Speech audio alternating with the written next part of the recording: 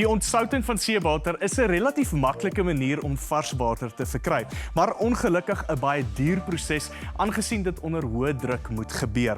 Wijnberg, die stigter van Impact-Free Water, het 'n manier gevind waarop dit aansienlik goedkoper verkry kan word. Die WINSLYN span het meer gaan uitvind. If you look at solar energy, for instance, you need a solar collector. You need a solar panel or mirrors or whatever you're using, and as big as that collector is, that's how much energy you collect. Wind, much the same. You've got your turbine, you've got your propeller that needs to catch the wind. As big as that propeller is, that's how much energy you're going to capture. Whereas for us, the ocean collects energy from thousands of miles away, creates waves with storms down near Antarctica, and that energy travels for thousands of miles. And where we put our buoy, we get a collection of energies coming from all over the place, from the different wind events that have taken place. So the ocean forms a collector for us. Impact-Free Water was set up to commercialize the wave technology that we've developed. It uses the motion of the ocean to drive high-pressure pumps that pre-filter the water before it's drawn into the pumps and pumps it at high pressure to the beach or to a platform where it would feed into an industrial process.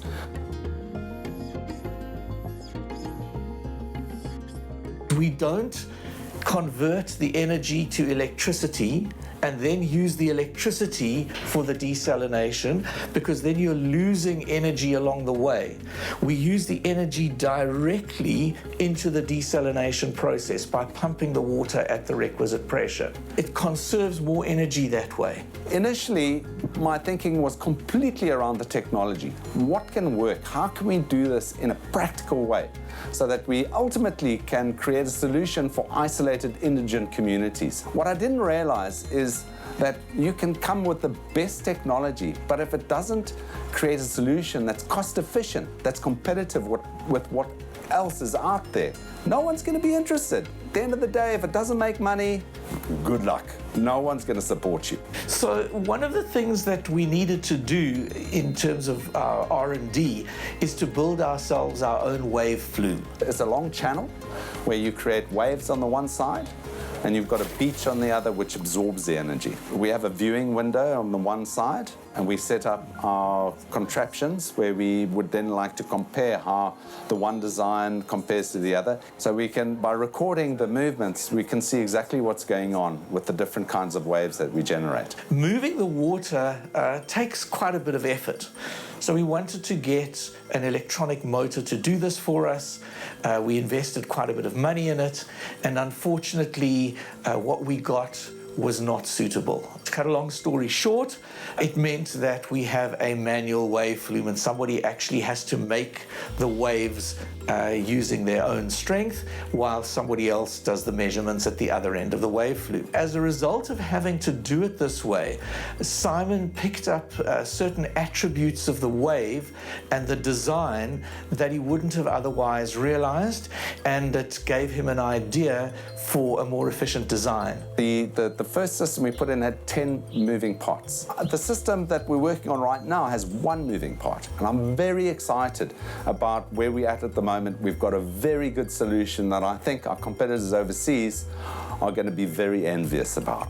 But effectively what we're doing is we're using, for our baby system, we're using the orbital motion of the wave, of the surface waves, and that's good for island communities. And in South Africa, we're using the swell. It's a much more energetic component of the wave that comes from far away.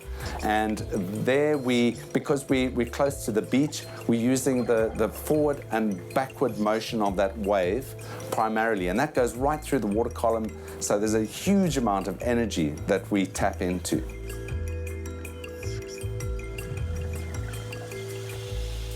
It sounds great, but we want to see it operational. So that means we have to have something in the water and working before we can really go out marketing full speed ahead. Our first step is to set up a semi-commercial demonstration site to see the real costs and to see the real benefits over an extended period of time.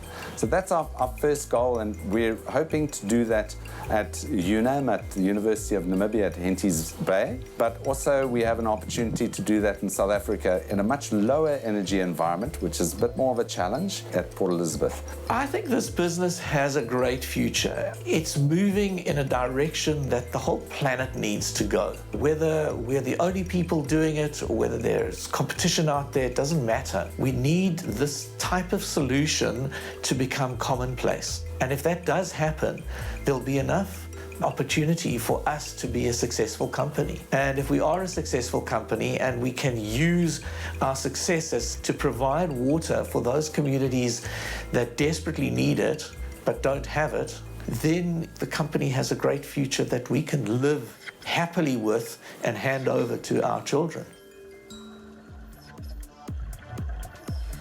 Baie dankie dat jy vanaand saam gekyk het. Die WINSLYN span neem soos elke jaar Desember 'n lekker lang breek. So maak seker jy mis nie volgende week ons laaste uitsending vir 2020 nie. Tot dan, hou mekaar positief. Goeienaand.